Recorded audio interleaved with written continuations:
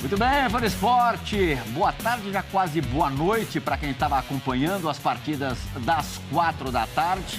Agora, já aqui ao lado dos meus amigos Paulo Calçade, Natália Ferrão e Zé Elias.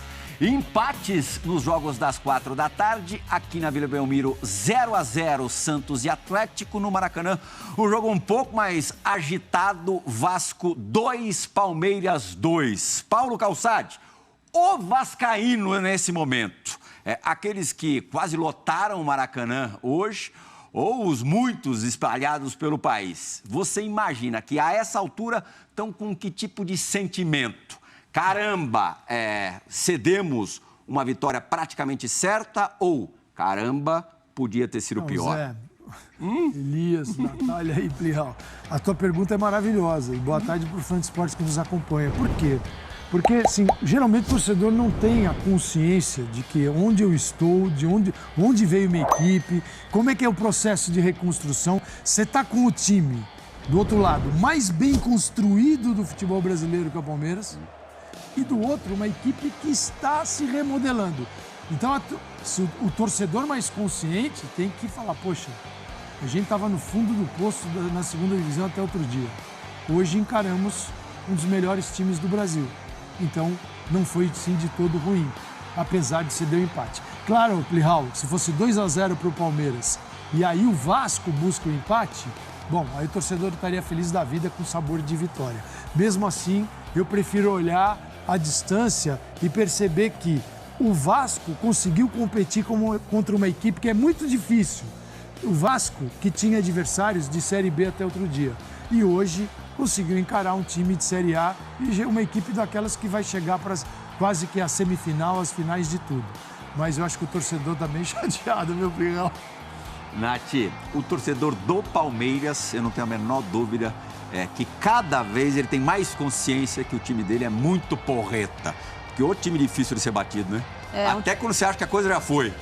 Exatamente. Boa tarde, Plihal, Elias, Calçade e ao fã de esporte. Mas é uma ideia mais auspiciosa para o torcedor do Vasco nessa temporada, né? Se pensava, óbvio, tem investimento da 777, mas é muito do que o Calçade falou, da onde veio e as perspectivas que tinha na temporada passada, uma dificuldade muito grande de jogar fora de casa, uma dificuldade muito grande de competir de igual para igual com times com qualidade técnica diferente e abaixo do Vasco. O Vasco hoje conseguiu competir com o Palmeiras, conseguiu jogar com o Palmeiras. E não é porque o Palmeiras é um bicho-papão. A gente fala muito da diferença, sequência de trabalho, um time que já joga junto há muito tempo. Apesar dos desfalques, o Abel consegue encaixar muito bem num sistema de jogo as suas peças novas para o jogo que ele idealiza. Então é difícil hoje jogar com o Palmeiras, apesar de não ser o Palmeiras da temporada passada, e o Palmeiras enfrentando determinadas dificuldades nessa temporada, mas é um Vasco que dá ao torcedor a perspectiva de ser uma temporada muito melhor do que ele já viu nas duas últimas, pelo menos.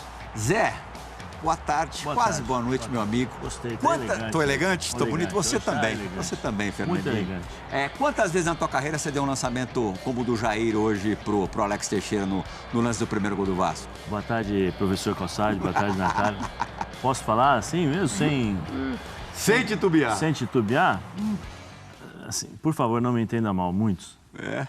Tem um aí, se vocês quiserem, Brasil e Holanda. Que isso, jogo da seleção? No YouTube, 2-2, nós empatamos em Amsterdã. Amistoso vale? Amistoso, vale, né?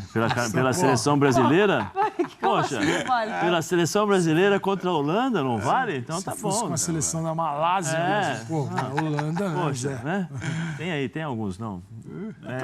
Aquela canhota. Eu tinha uma certa facilidade, assim, modéstia à parte, por favor, não me entendam mal, mas eu tinha uma... Sabia, Jorge, tinha muita qualidade. Tinha uma facilidade para fazer essas inversões de jogo e olhar o campo periférico, né? Eu vim de futsal, né? Então o futsal te dá essa possibilidade de você enxergar toda a quadra e, consequentemente, no campo eu enxergava tudo também, porque a gente cria essa visão periférica. No futsal, o futsal é uma base muito importante, né? Na minha época, o futsal ainda era mais técnico do que agora. Agora é muita correria e tal. Antigamente você tinha muitas jogadas ensaiadas, movimentação. Ixi, era muita Você tinha coisa. qualidade e mordia muito também. Mordido foi o jogo hoje no Maracanã, né? Acho que assim, se você tivesse que exemplificar o jogo, ou resumir o jogo, em uma palavra seria briga, né? Eu resumiria em Richard Rios. Volante do Palmeiras. Recém-chegado ao Palmeiras. O que esse menino jogou na última partida contra o Cerro, né, e agora contra o Vasco, é impressionante. Parece que ele já está no Palmeiras há uns 2, 3 anos já. O Abel colocou num jogo, colocou no segundo, terceiro e agora titular. E a inserção dele foi... E é legal o seguinte, observar também, depois a gente vai falar mais sobre o jogo, todas as dificuldades do Palmeiras para armar a equipe. Porque se você não tem Rony e Veiga, você não tem parte da sua ideia de jogo. Do mecanismo natural dele. Exatamente. Outras funções dentro de campo você consegue até dar um jeito, resolver. Mas esses dois transformam a maneira de jogar. Então o Palmeiras tem que... O tempo todo a gente falou... Não tem nem o arco, nem a flecha, né? Quero ver quando não tiver o Veiga. Bom, tem o Scarpa. Ano passado terminou o Brasileirão voando. E aí, quando não tiver o Veiga e o Scarpa, é esse momento. E o Abel tem que manter a equipe competitiva com jogadores que vieram da base ou gente que acabou de chegar e está se adaptando a tudo isso. E o que o Zé observou ele tem o Richard Rios, que você poderia falar, seria natural falar, poxa, espera aí uns 3 meses para o cara se adaptar. E ele já chegou jogando. Outros jogadores vão precisar de um tempo maior. Navarro, Flávio Lopes. Flávio Lopes demoraram, né, para entender, né? É colombiano que jamais jogou profissionalmente na Colômbia. A base dele é do Flamengo, né? Ele ficou no Flamengo, depois saiu, foi pro Guarani. E é novo, né? Tem 23 anos. Não, acho que menos até, eu acho. Vai completar menos, 23. Ele é muito bom jogador, mas eu acho que é um pouco a característica das duas equipes, né? No primeiro tempo, dentro dessas necessidades do Palmeiras, praticamente as duas equipes se espelharam, né? No 4-3-3, e aí você tem os embates físicos que decidiam muitas vezes os lances, né? Nós temos o maior exemplo do gol do Vasco, quando o Piton dá o drible no Arthur, sai praticamente sozinho no corredor e o lance acaba com o gol. Eu acho que a equipe do Palmeiras, né, nós estávamos falando do Vasco, eu concordo com a Nath, concordo com o professor Calçade também, é impressionante como esse Vasco ele é competitivo.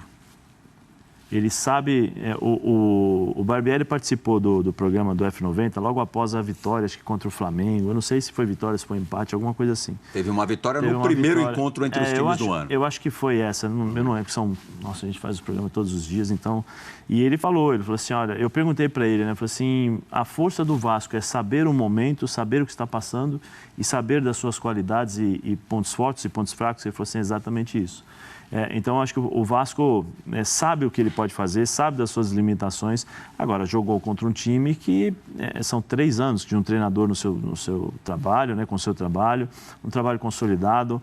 As suas referências, Gustavo, Zé, o Gustavo e o Zé hoje são impressionantes o que eles fazem dentro de campo para esse mecanismo funcionar, né? O Gustavo na defesa, o Zé Rafael ali na frente. Hoje não tinha o Veiga, ele colocou o menino pela esquerda, o Richard pela direita e o Zé centralizado. O time ali ficou naquela... Não dava espaço para o Vasco, mas também segurava um pouco mais a bola, conseguia controlar um pouco mais o jogo, mas era muito no embate físico. E esse Palmeiras, ele se adapta às condições e às exigências que o jogo te pede. Né? No segundo tempo, ele mudou.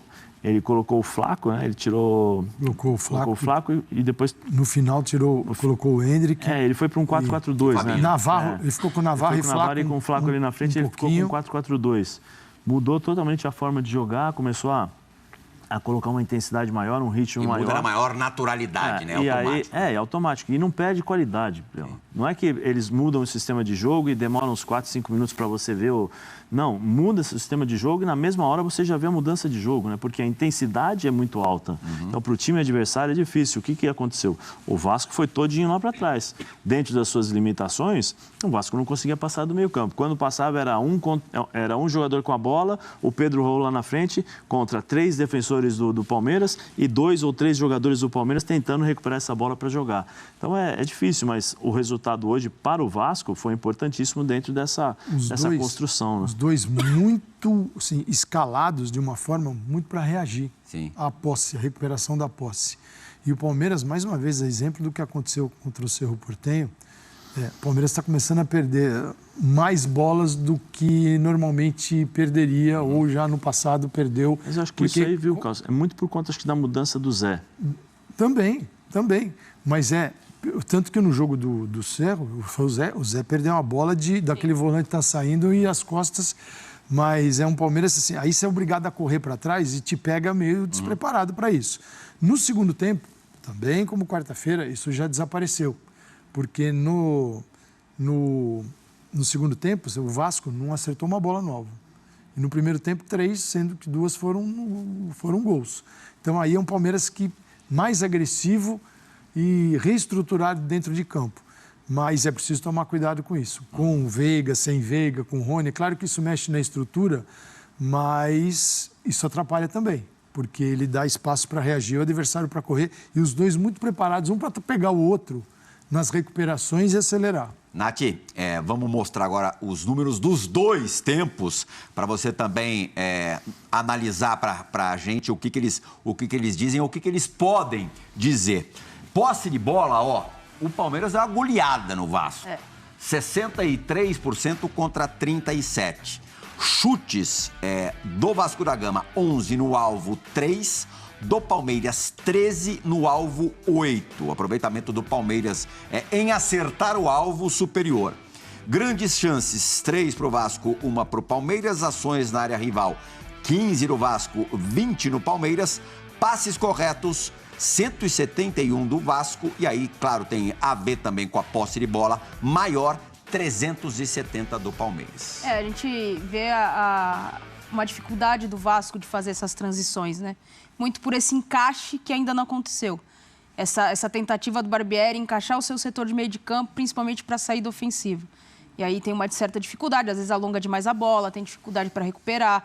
Agora, os números, friamente olhando, um Palmeiras superior. Como a gente já esperava, até por uma questão de trabalho. São peças mais identificadas e mais encaixadas para jogar de forma orgânica. O Vasco ainda não.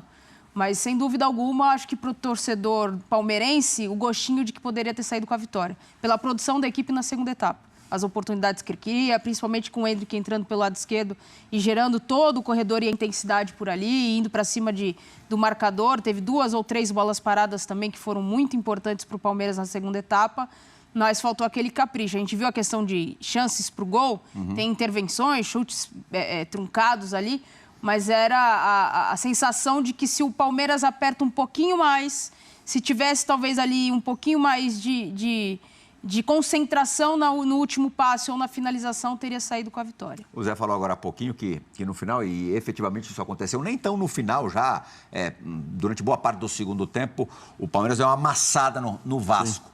Imaginava-se, e aí é claro que é teoria, e também é preciso levar em conta que o Palmeiras mudou alguns jogadores em relação ao time de quinta-feira, entraram jogadores mais descansados, mais frescos, mas como o Vasco só está na frente do Campeonato Brasileiro, que no aspecto físico o Vasco fosse levar uma vantagem grande. Isso não aconteceu, né? Não aconteceu porque você pega uma equipe que foi mexida, né, de acordo com o último jogo, teve o Abel mexeu na sua equipe, mexeu na sua formação, no jeito de se jogar. Apostou-se muito nos duelos individuais, como o professor Calçade falou, né? São 2 equipes que procuraram mais o Vasco, né? Ser reativo, né? Roubar essa bola e sair no contra-ataque. O Palmeiras ainda tentou jogar um pouco mais. Mas quando você tem um time organizado, você consegue, não vou dizer correr menos, né? Porque a intensidade, você aumenta a intensidade, então você tem que correr para sustentar essa intensidade. Correr certo, né? Mas é correr certo, né? Você corre certo, você não se desgasta, você não joga energia, você não desperdiça energia. Então, quando você perde a bola, você tem condições de voltar, se posicionar, recuperar essa bola, sair com uma certa velocidade. Esse é o Palmeiras, né? O segredo do Palmeiras é correr da forma correta, porque você não vê os jogadores do Palmeiras fora do jogo. Você vê aí, por exemplo, você pega as equipes, você vai analisar 11 jogadores, você analisa aí, tem uma equipe que joga com 10, tem uma equipe que joga com 8,5, né? Porque você sempre tem 1 ou 2 jogadores que estão fora do jogo. É aquele centroavante que fica lá esperando a bola chegar. Você vê o Navarro hoje, Navarro esperando, se movimentando para recuperar essa bola, quando perde, volta, marca. O próprio Flaco Lopes que está entrando, né, constantemente, também volta, não está pegando na bola, ele volta para participar do jogo.